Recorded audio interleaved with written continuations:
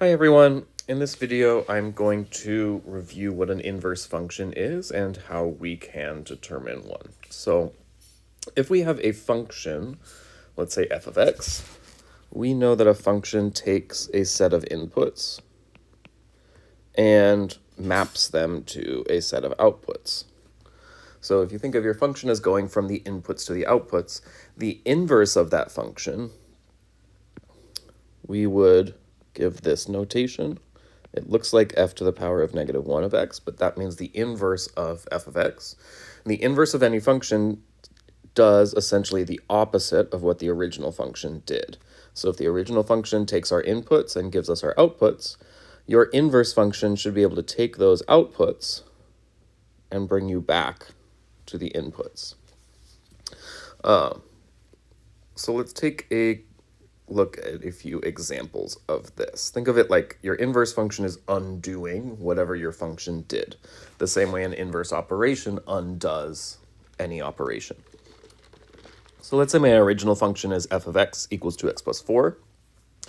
What this means is that each input is getting multiplied by 2 and then added with 4. If I want to find the inverse of that, what I'm going to do is I'm going to write this using x and y instead of function notation. And then I'm going to swap my x and my y. So I'm going to rewrite this as x equals 2y plus 4 instead of y equals 2x plus 4. I'm swapping my x and my y because I want to determine the opposite of the original function. So I'm going to swap my x and y, and now at this point I'm just going to solve for y and find out what would be the opposite of the original. So if I isolate y, I get x minus 4 equals 2y, divide by 2, divide by 2. So x over 2 minus 2. This would be what we call my inverse function. If my original function was 2x plus 4.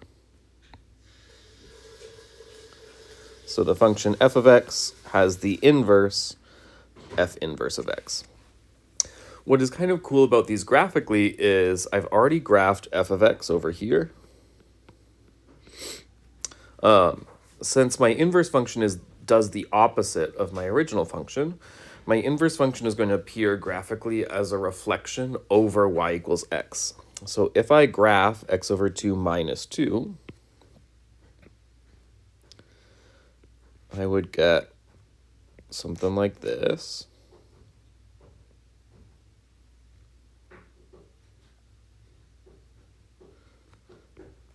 So if the purple line was my function, the green line is my inverse function. What we see is that this inverse function is a reflection over y equals x. And that happens because every xy pair is swapped. So if my original function has the coordinate 0, 4, then my inverse function will have the coordinate pair 4, 0. If my original function had the pair -1, 2, then my inverse function has the pair 2, -1. So visually, the effect of this is that we get that cool, nice diagonal reflection.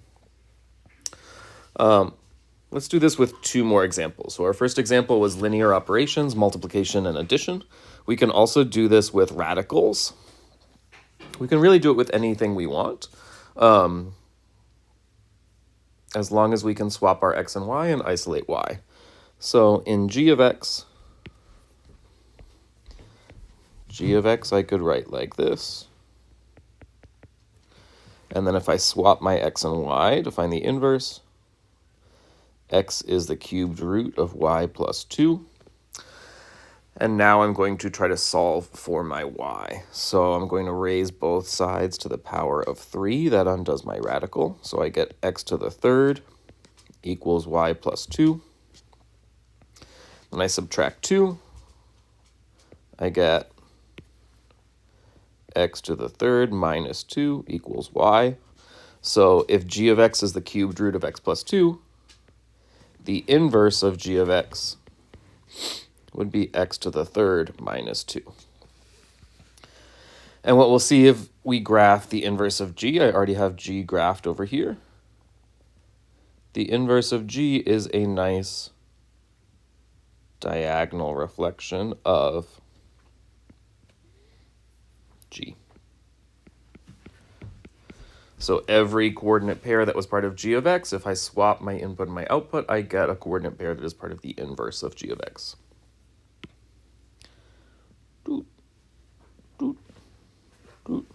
Etc.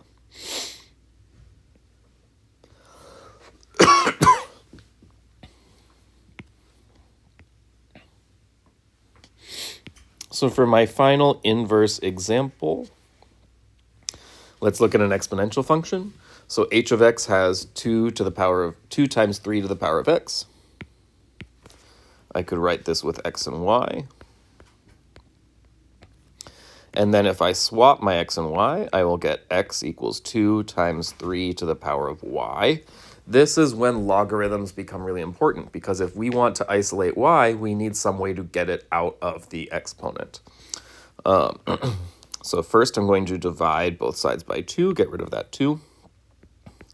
So I have x over 2 equals 3 to the power of y. And then in order to get my power alone, I'm going to use a logarithm and rewrite this as y, my power, equals the log base 3 of x over 2. So then if I were to graph log base 3 of x over 2,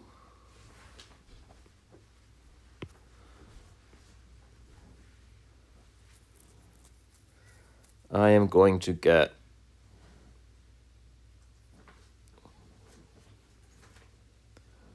something that looks like this nice diagonal reflection of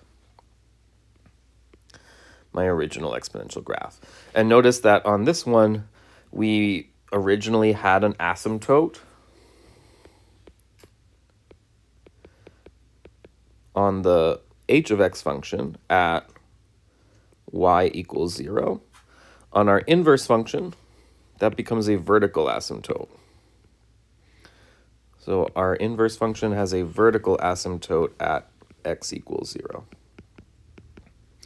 So all of the key features of the original function are still can still be visible on the inverse function. They are just going to be a reflection over y equals x.